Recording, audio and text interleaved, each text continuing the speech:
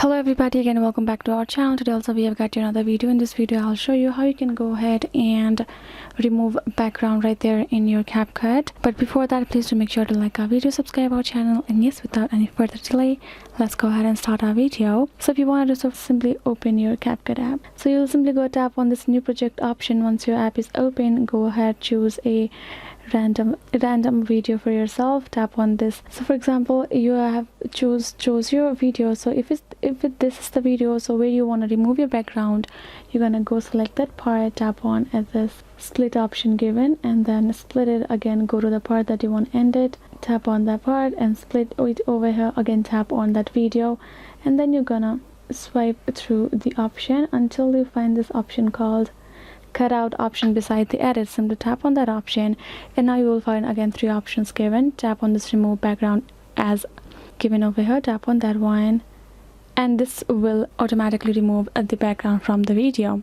Once you're done doing that, you can simply go ahead, find this cutout stroke or turn off cutout, both the option you can choose as you would like to.